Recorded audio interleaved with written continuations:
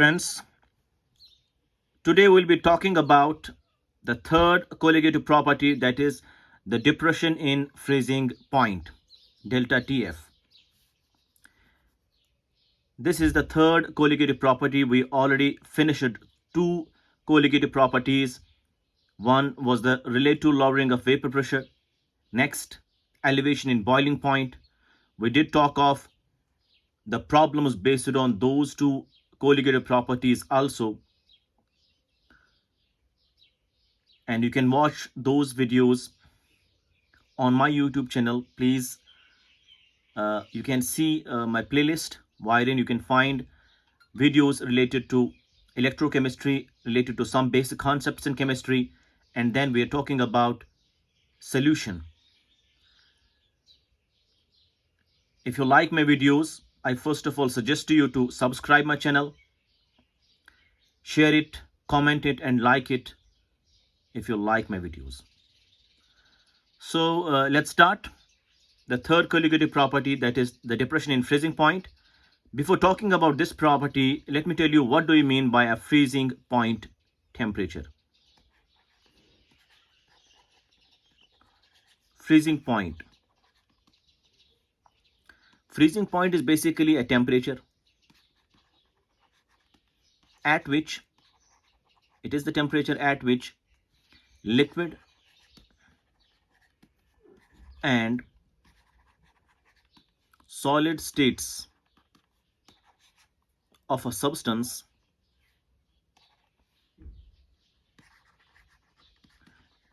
liquid and solid states of substance have same vapor pressure.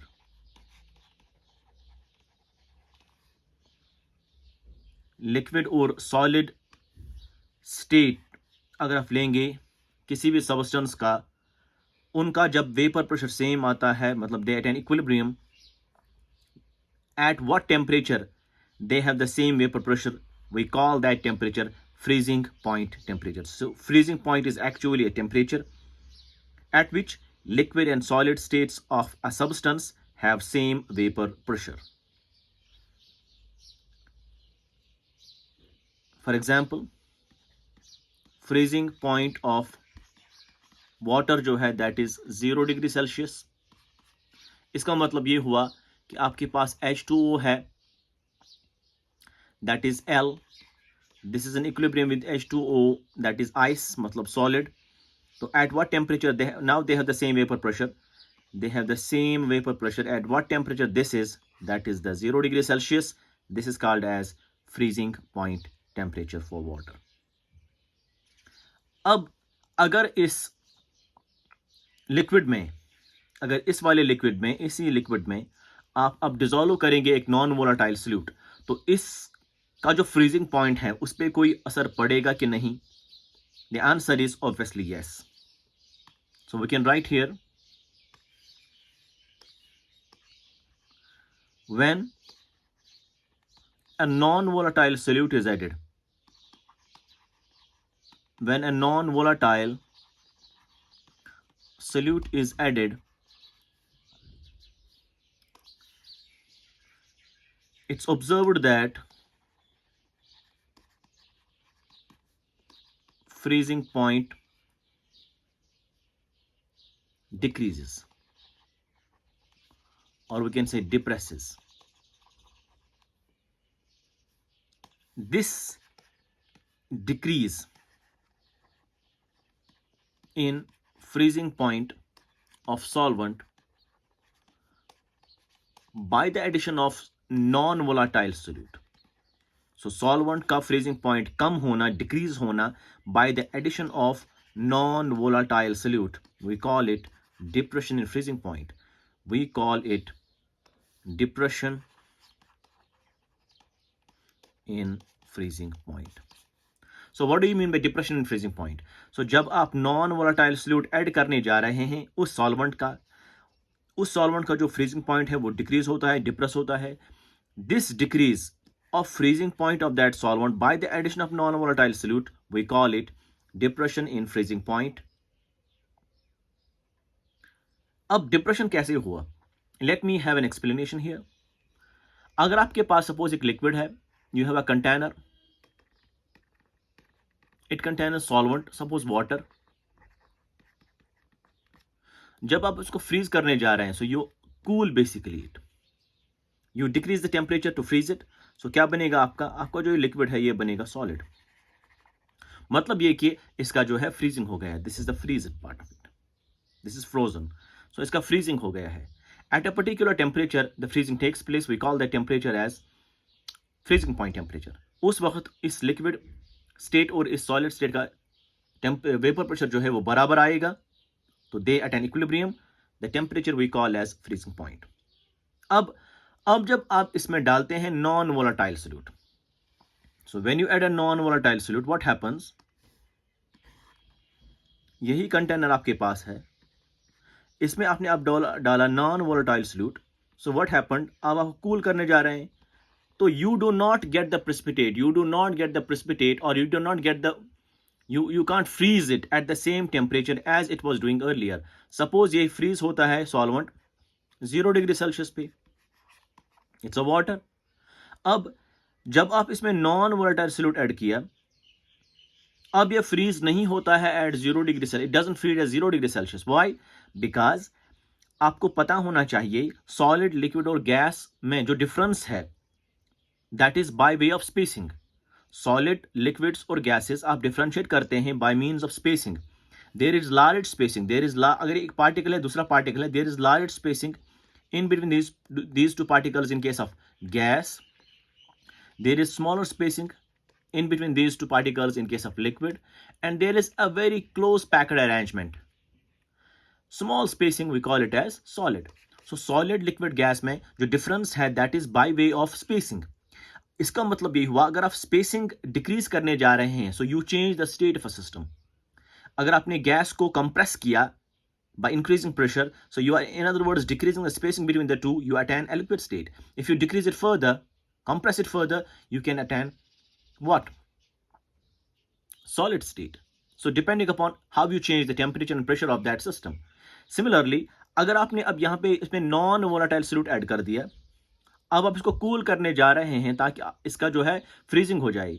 Freezing तभी होगा जब solid बनेगा, सॉलिड तब बनेगा जब इनका स्पेसिंग बहुत कम आएगा, लेकिन इनका स्पेसिंग जो है कम नहीं आता है। द रीजन इज, अगर ये सपोज आपके पास सॉल्वेंट मॉलिक्यूल्स है, ये आपके पास सपोज सॉलिड मॉलिक्यूल्स है, लेकिन इन सॉलिड मॉलिक्यूल्स के बीच में जो मॉलिक्यूल्स आते हैं वो है intervening solute particles, non volatile solute. So non volatile solute जो है it intervenes between salt molecules to freeze, because आपको पता है कि डिप्रेशन एंड फ्रीजिंग पॉइंट या एलिवेशन एंड बॉइलिंग पॉइंट या किसी भी प्रॉपर्टी में, कोलिगेटिव प्रॉपर्टी में कुछ कंडीशंस होते हैं। Condition number one is that solute must be non volatile. Condition number second is solution must be dilute. Condition number third was there should be no association or dissociation of solid particles, and condition number fourth was that only solvent freezes. अगर आपको याद होगा, you can watch the first lecture on colligative properties, तो वो आपका पता चलेगा कि what are the conditions for a property to be colligative. So only solvent freezes. So यहाँ पे किसको फ्रीज होना है? खाली सॉल्वेंट को। So solvent करीब आना चाहते हैं by decreasing temperature, लेकिन ये उतने करीब नहीं आ पाते हैं ताकि ये फ्रीज हो जाए due to the intervening non volatile solute. उसको फ्रीज नहीं होना है, उसको ट्रैप होना है। So you have to decrease temperature further to -1 degree, -2 degree, etc. Then they can come and change the orientation of solid particles, hence they coalesce. So they change, once you decrease temperature further on, they change, the solid molecules change the orientation of these non-volatile solid particles, and they come very closer. Once they come very closer, they begin to achieve a distance, a separation, which is equivalent to what makes solid. So तब इसको जो है freezing हो जाती है. So at 0 degree Celsius they do not freeze due to the intervening non-volatile solid particles, because they don't let these solid molecules to achieve a distance, achieve a spacing where they can form a solid. But once you decrease temperature further on, solid molecules come very closer to change the orientation of non-volatile solid particles, hence they come very closer to achieve a distance, achieve a spacing which is equivalent to when it freezes. So then freezing takes place. So freezing अब 0 degree पे नहीं हुआ है, बल्कि lower हुआ है, decrease temperature हुआ है, we call that as depression in freezing point. इस तरीके से जो है डिप्रेशन हुआ करती है। I hope you understand this. अब जो ये डिप्रेशन है, depression and freezing point delta T B, हम ग्राफिकली भी रिप्रेजेंट कर सकते हैं।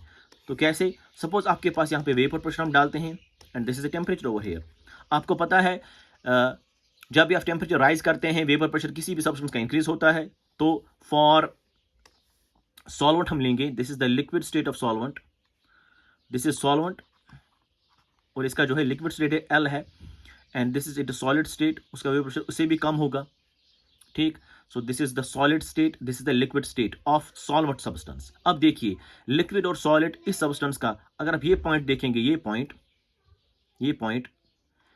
पॉइंट जो है it's common to both liquid as well as solid, it's common to both liquid as well as solid. मतलब इस पॉइंट पे जो है वेपर प्रेशर सेम होगा। So this temperature we call as freezing point temperature, denoted by TF naught, because it is the temperature for solvent.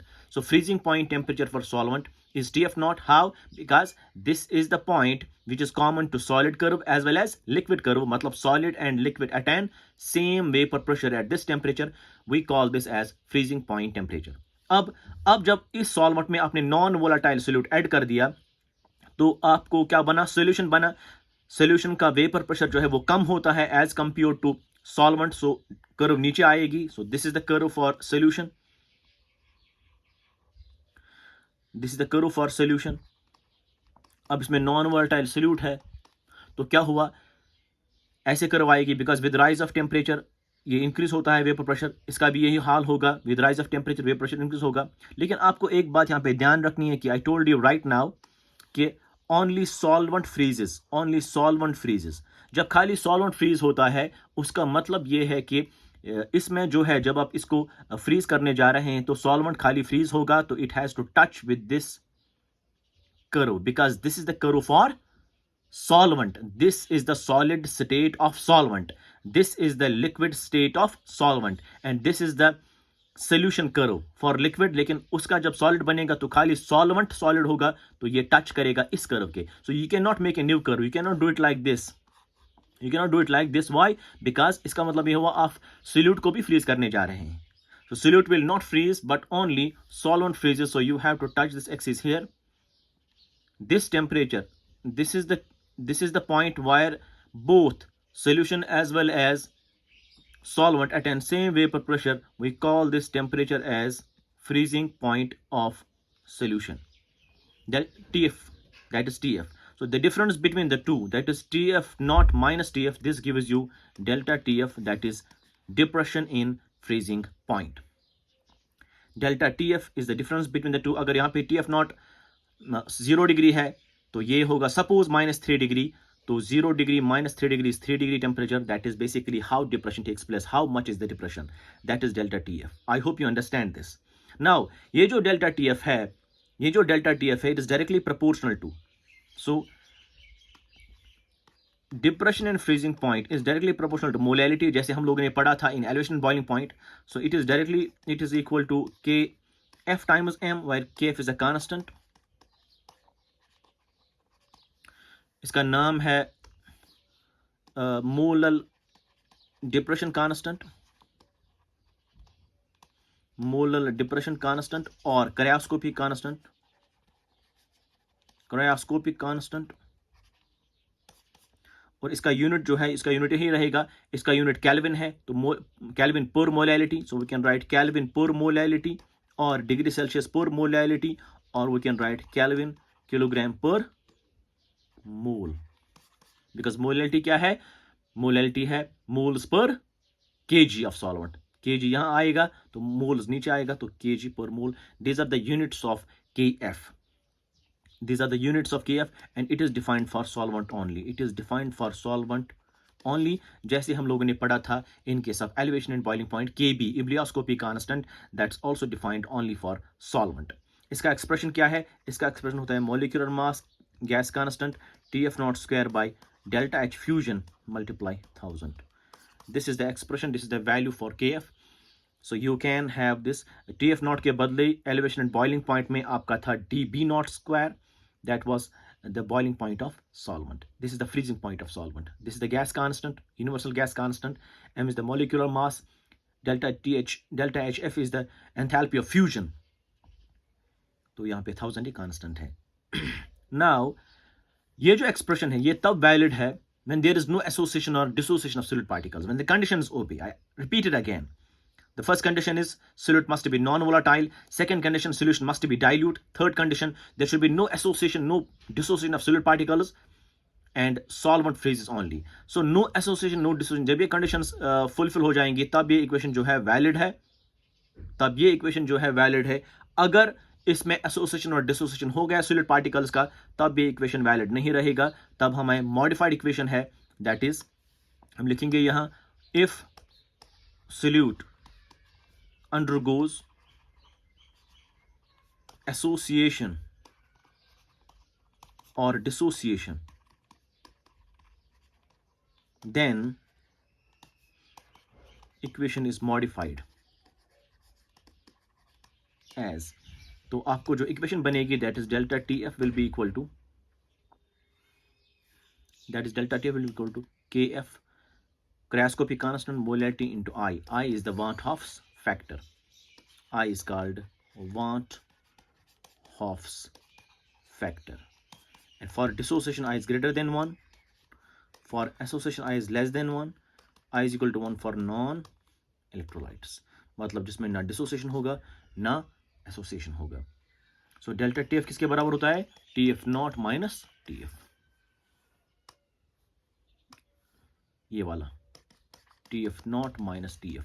TF naught is the freezing point of solvent and TF is the freezing point of solution. उनको difference आप जब करेंगे तो that gives you delta TF, that's called depression and freezing point. I hope you understand this.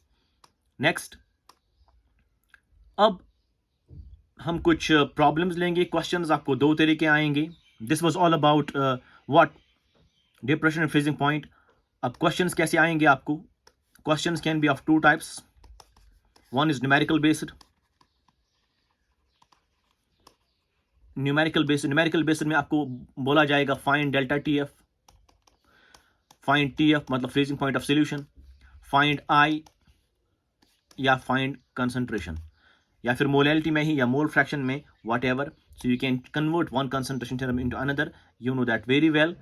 वो मैंने शुरू में पढ़ाए थे आपको वो concentration terms. Second is the conceptual questions. So conceptual question में क्या आपको याद रखना है? डेल्टा टीएफ जो है that is equal to KF into M into I. So जितना आप मोलैलिटी इंक्रीज करेंगे मोलैलिटी, उतना आपका डेल्टा TF इंक्रीज होगा. जितना डेल्टा TF इंक्रीज होगा उतना TF not minus TF increase हो जाएगा, विच इंप्लाइज ये तो कांस्टेंट है, तो ये कब इंक्रीज होगा? जब ये डिक्रीज होगा. So delta TF will be very low. So जितना आप मोलैलिटी इंक्रीज करेंगे उतना फ्रीजिंग पॉइंट ऑफ सोल्यूशन जो है वो डिक्रीज होता जाएगा, कम होता जाएगा जितना मोलैलिटी इंक्रीज करेंगे. सिमिलरली जितना आप आई इंक्रीज करेंगे, ये वाला आई, उतना आपका डेल्टा TF भी इंक्रीज होगा, उतना आपका TF नॉट माइनस TF भी इंक्रीज होगा. जब ये इंक्रीज होगा मतलब ये इट्स फिक्स्ड, तो इसको डिक्रीज होना है तो increase it. So delta TF जो है फ्रीजिंग पॉइंट ऑफ सोल्यूशन वो डिक्रीज का होना है. मतलब जितना आप आई इंक्रीज करेंगे उतना फ्रीजिंग पॉइंट ऑफ सोल्यूशन भी डिक्रीज होगा. जितना आप M इंक्रीज करेंगे उतना freezing point of solution decrease होगा. So this is the inverse relation. इस तरह के क्वेश्चंस आपको आएंगे कंसेप्चुअल्स में, और न्यूमेरिकल बेस्ड क्वेश्चंस में ये आएंगे आपको. So let's discuss it one by one. So we have question number 1. First of all, find delta TF मतलब depression and freezing point if 1 mole of urea is present in 1 kilogram of water. KF आपको दिया हुआ है 1.5 kelvin kilogram per मोल. ठीक, तो delta TF किसके बराबर होता है? KF into M into I. आपको निकालना क्या है? यही निकालना है आपको. So KF is 1.5 multiply molality is 1 multiply. Molality कैसे 1 आएगा? Because molality is equal to number of moles divide by weight of solvent in kg in kilogram. So mole is 1, weight of solvent 1 kg, it's equal to 1, so molarity 1 आएगा। I for urea, urea is non electrolyte, इसका 1 है तो ये आएगा 1.5 kelvin. So this is the answer. दूसरा question हम लेंगे, so will take question number 2, that is find the freezing point, find the freezing point of 0.1 molar sodium hydroxide solution, sodium hydroxide aqueous solution। KF आपको दिया हुआ है 1.5 kelvin, यहां हम लिखेंगे डिग्री सेल्सियस पर मोलर, डिग्री सेल्सियस पर molar. तो आपको फ्रीजिंग पॉइंट निकालना है किसका, सोडियम हाइड्रोक्साइड इस कंसंट्रेशन वाले का। तो आप क्या करेंगे, you know delta TF is basically equal to KF into M into I। अब डेल्टा TF किसके बराबर होता है, TF not minus TF is equal to KF into M into I। आपको पता है TF not is the freezing point of solvent, solvent कौन है यहाँ, it's aqueous solution, solvent water है तो उसका फ्रीजिंग पॉइंट 0 आएगा।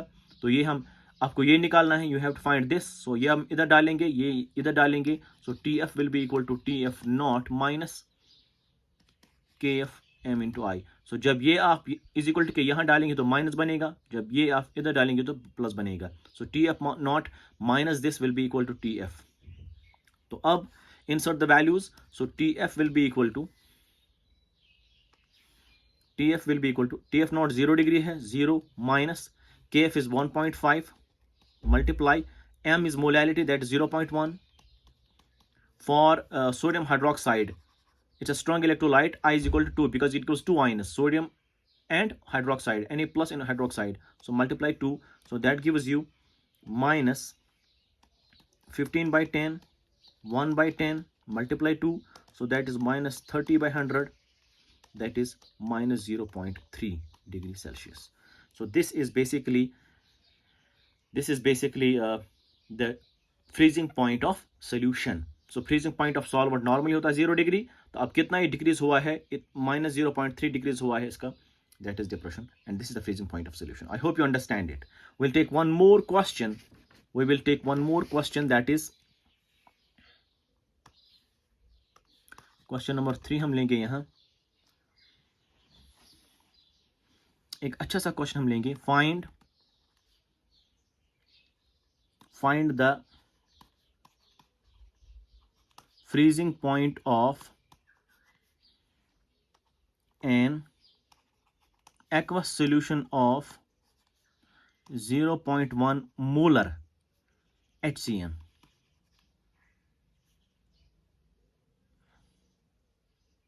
given that dissociation constant of HCN is equal to, means acid है तो Ka है, that is 10 to power minus 5, KF is equal to suppose 0.5 and molarity is equal to molality। ये आपका question है। So question क्या है आपका, आपको फ्रीजिंग पॉइंट निकालना है एक्वस सॉल्यूशन ऑफ HCN का, फ्रीजिंग पॉइंट निकालना है। अब आपको दिया हुआ है dissociation constant of acid HCN because HCN is a weak electrolyte, आपका KF दिया हुआ है आपका, और मोलैरिटी जितनी है उतनी ही मोलैरिटी है, मतलब अगर मोलैरिटी 0.1 है तो मोलैरिटी भी 0.1 होगी, मतलब अगर मोलैरिटी दी हुई है 0.1 मोलर तो ये आएगा बराबर 0.1 molal B. This is same as per the question. ठीक, अब पता है आपको डेल्टा TF बराबर होता है किसका, KF into M into I। So delta TF is basically TF not minus TF is equal to KF into M into I। अब आपको TF निकालना है तो TF will be equal to, ये यहां आएगा, मतलब TF not minus KF into M into I। So ये जो एक्सप्रेशन इस्तेमाल करने जा रहे हैं, देखिए TF नॉट तो आपको पता है 0 डिग्री, क्यों, because it is the aqueous solution, मतलब पानी में, पानी का फ्रीजिंग पॉइंट कितना है 0 डिग्री। KF जो है KF is basically freezing point constant, और we can say molar depression constant, उसका वैल्यू दिया हुआ है 0.5। मोलैरिटी आपको दी हुई है कितनी, 0.1 मोलर। कैसे, एक्चुअली आपको मोलैरिटी पता है लेकिन आपको दिया हुआ है मोलैरिटी जितनी होगी उतनी ही मोलैरिटी होगी, तो 0.1 मोलैरिटी भी आएगी ये, so it is 0.1। So I आपको पता नहीं है, क्यों, I can not be here two, it's very important. ये 2 आयन आपको देगा H+Cn-, लेकिन I is not equal to 2 because it's a weak electrolyte. That's applicable for strong electrolytes. आप मेरी वीडियो जो 1/2 फैक्टर पे है वो प्लीज देख लीजिएगा ताकि आप ये अंडरस्टैंड करेंगे I का value. So I is not equal to number of ions here because it's a weak electrolyte. So you have to find I. आप कैसे आप I निकालेंगे? So आपको पता है HCN जो है वो आयोनाइज होकर H प्लस और Cn माइनस बनाता है. तो सपोज दिस इज 1 मोल, तो ये 0 0 इनिशियली होगा. This becomes 1 minus alpha alpha alpha. तो therefore I will be equal to, इन सबको ऐड करना है तो it's 1 plus alpha divide by 1 करना है. ये आपको पता होना चाहिए, मैंने ऑलरेडी पढ़ाया है ये in 1/2 factor whose link I have placed in the description. वो आप देखेंगे तो आपको ये पूरी तरह से समझ आएगा. सो आई को निकालने के लिए आपको अल्फा का पता होना चाहिए. सो अल्फा किसके बराबर होता है? You know it very well. Alpha is basically degree of dissociation that's equal to under root of K A divide by C initial concentration. So alpha will be equal to under root of K कितना है 10 to power minus 5. So it's 10 to power minus 5 divided by initial concentration that is 0.1 means 10 to power minus 1. अब आएगा ये under root of 10 to power minus 4 and that is equal to 10 to power minus 2. यहाँ पे मैं लिखूंगा and this is equal to what? 10 to power minus 2. So alpha is basically now 10 to power minus 2. तो आप यहाँ पे डाल सकते हैं ये. So we can find I, that is therefore I will be equal to 1 plus alpha which is equal to 1 plus 0.01 because 10 to power minus 2 is 0.01. So that is equal to 1.01. So I आपको निकला है 1.01. therefore आपको अब निकालना आएगा TF, that is TF naught minus KF into M into I. Put the value here.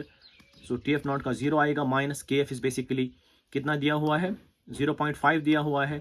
So it is 0.5 multiply molarity कितनी है 0.1. कैसे? बिकॉज जितनी मोलैरिटी उतनी ही मोलैरिटी. सो मल्टीप्लाई करना है I is 1.01.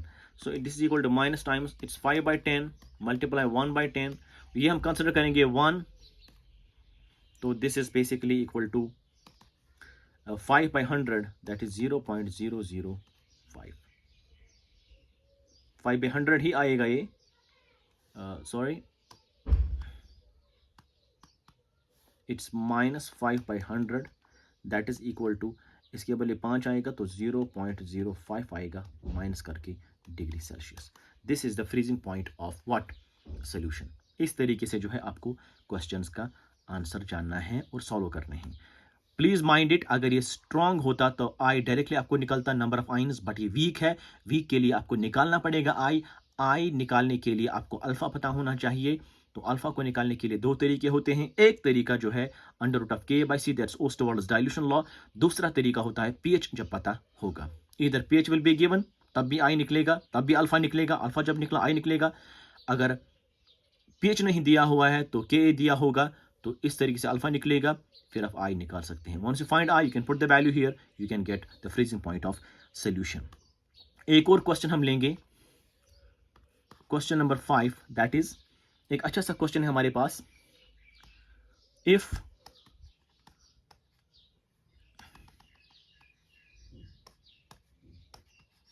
द बॉइलिंग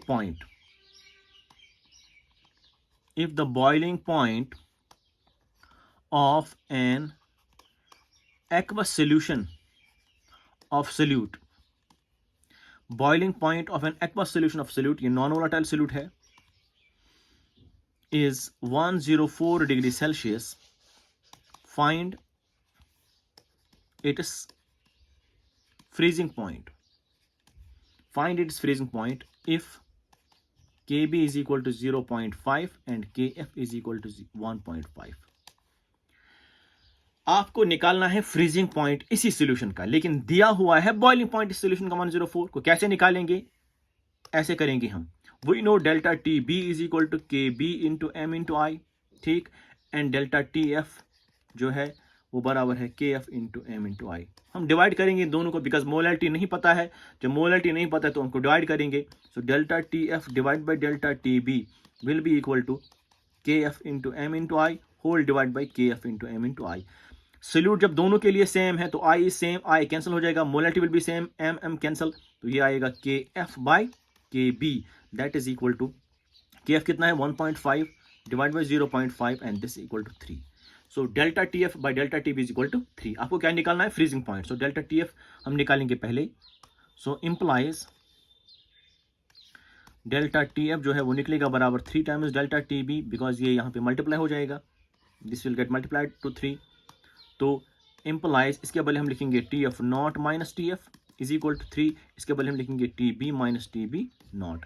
अब देखिए सोल्यूशन क्या था? एक्वस, तो ये 0 है because freezing point of solvent is 0, तो minus T F is equal to 3 into T B is the boiling point of solution, that's 104 minus boiling point of solvent कितना होता है? Since it's an aqueous solution, it's an aqueous solution, तो 100 आएगा, boiling point of water is 100, तो ये आएगा minus T F करके 3 into 4 that is 12। तो इसका मतलब ये हुआ आपका जो फ्रीजिंग पॉइंट है that is minus 12 degree Celsius. ये माइनस यहाँ चला जाएगा, it becomes minus 12 degree Celsius. इस तरीके से जो है आप सॉल्व कर सकते हैं प्रॉब्लम्स को। सो अगर आपको बॉइलिंग पॉइंट दिया हुआ है किसी भी सोल्यूशन का, आप उसका फ्रीजिंग पॉइंट निकाल सकते हैं इजीली। तो के बी और के एफ जो है वो दिया होना चाहिए, आप सिंपली उनको डिवाइड कीजिए, you will get the answer. ये कुछ न्यूमेरिकल बेस्ड क्वेश्चंस थे। अब हम लेंगे सम कॉन्सेप्चुअल बेस्ड क्वेश्चंस। तो क्वेश्चन नंबर 7 हम लेंगे, whatever is the number. So which has maximum freezing point? Freezing point किसका ज्यादा है? Option A 0.1 molar NaOH, option B 0.1 molar urea, option C 0.1 molar Na2SO4, option D 0.1 molar sodium phosphate. अब देखिए यहाँ देखिए आप, हर एक कंसंट्रेशन सेम है। आपको पता है डेल्टा टी एफ जो है that's equal to K F into M into आई। जब मोलैरिटी सेम है तो I will decide the this. जितना आई इंक्रीज होगा उतना फ्रीजिंग पॉइंट जो है वो कम होगा। I told you earlier also. So जितना आई ज्यादा होगा, इसका आई कितना है? इसका आई 2 है because strong electrolyte, number of ions 2 है। इसका आई है 1 ही because it's a non electrolyte, इसका आई वैल्यू 1 होता है। इसका आई होता है कितना? 3, क्योंकि ये 3 आयन देगा because it's a strong electrolyte. इसका आई वैल्यू 4 होगा, it gives 3 sodium ion 1 phosphate ion, that's 4 ions, it's a strong electrolyte, so I is equal to 4। Strong electrolyte, weak electrolyte कैसे आपको पता चलेगा? You can watch my electrolytes video which is an electrochemistry, उस वो भी आपको पता लगेगा। सो I is equal to 4 now. So जितना आप आई इंक्रीज करेंगे उतना फ्रीजिंग पॉइंट डिक्रीज होगा। अब आई सबसे ज्यादा इसका है तो इसका फ्रीजिंग पॉइंट सबसे कम होगा। आपको क्या बताया जा रहा है? Maximum freezing point. तो जिसका आई सबसे ज्यादा कम होगा उसका टीएफ जो है ज्यादा होगा, दैट इज दिस। मतलब आपका आंसर है urea. So urea is the correct answer. 0.1 molar urea has maximum freezing point. अगर आपको यहां आता लोवेस्ट फ्रीजिंग पॉइंट किसका है, तो वो आता किसका? सोडियम फॉस्फेट का, क्योंकि जिसका आई वैल्यू जितना ज्यादा होगा उतना फ्रीजिंग पॉइंट कम होगा। आई होप यू अंडरस्टैंड दिस। इसी तरीके के क्वेश्चन जो है वो कंसेप्चुअल बेस्ड क्वेश्चन आएंगे आपको। And please do not hesitate to share and subscribe my channel, like it, comment it, and do let me know where I can improve. Thank you very much.